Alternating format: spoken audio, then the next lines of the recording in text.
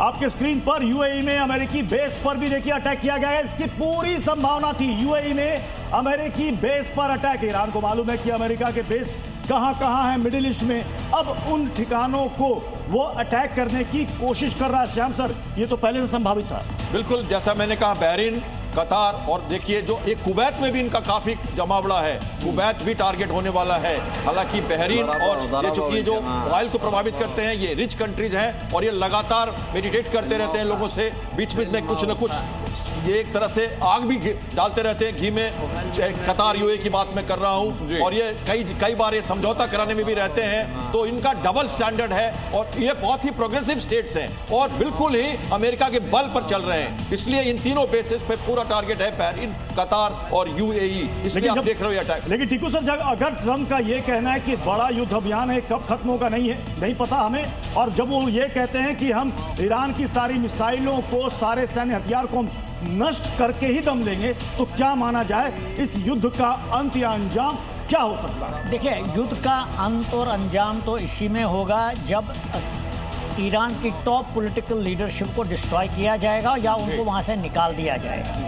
साथ में इनका मिसाइल डिलीवरी सिस्टम, मिसाइल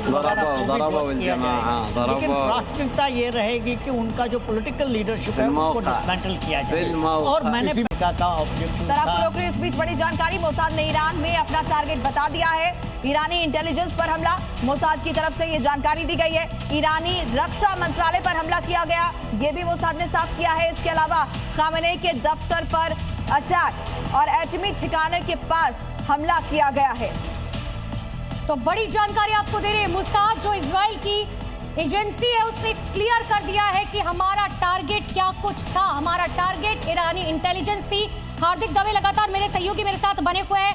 हार्दिक, क्या जानकारी है आपके पास? अनुपमा, इस वक्त सबसे बड़ी जानकारी यह है कि ईरान का एयर स्पेस पूरी तरह से बंद है। ईरान में एक भी विमान नहीं उड़ रहा है। MiG-29 उड़ रहे हैं और वो भी अमेरिका और इजराइल के फाइटर जेट्स के साथ, यानी कि वहां पर इस वक्त केवल मिसाइलें और फाइटर जेट्स हैं, यात्री विमान एक भी नहीं है। और न केवल ईरान, बल्कि मैं आपको मैप के जरिए समझाना चाहूंगा, जहां जहां मिलिट्री बेस है, आप देखिए इस मैप को, ईरान पूरी तरह से खाली है। इराक, ये बगदाद, पूरा इलाका खाली है। सीरिया देश आप देखेंगे लेबनान के पास, पूरा सीरिया का एयर स्पेस खाली है। अब इजराइल देखिए, जिसने अटैक किया है, इजराइल में इजराइल के एयरपोर्ट पर केवल एक विमान खड़ा है, इसके अलावा पूरा इजराइल खाली है।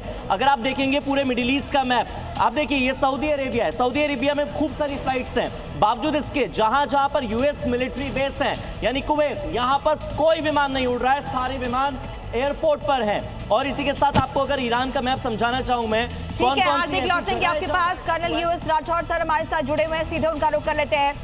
सर, मोसाद ने बता दिया है कि कहां उनका टारगेट था, लेकिन ईरान पलटवार के लिए तैयार बैठा है। ईरान ने भी खुली चेतावनी दे दी है।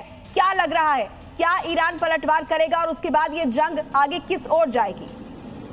देखिए, ईरान के पास पलटवार करने के बड़े कम विकल्प हैं। वो पर्शियन गल्फ में अमेरिकन जो वहाँ पर कैरियर स्ट्राइक ग्रुप हैं दो, उनके ऊपर हाथ नहीं डालेगा, अदरवाइज उनके लिए बहुत मुश्किल हो जाएगी।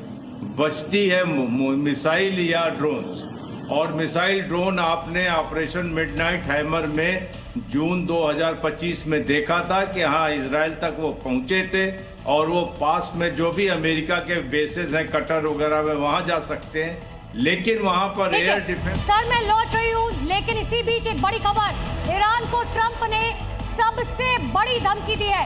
ईरानी मिसाइल इंडस्ट्री तबाह करेंगे, ईरानी नेवी को खत्म कर देंगे, ये कहना है डोनाल्ड ट्रंप का।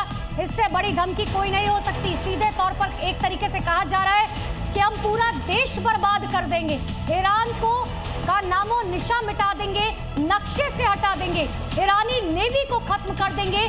और इजराइल ने जब ये हमला किया और उसके बाद जब पहला बयान सामने आया था, तो यही कहा गया था सत्ता परिवर्तन के लिए ये हमला किया गया है।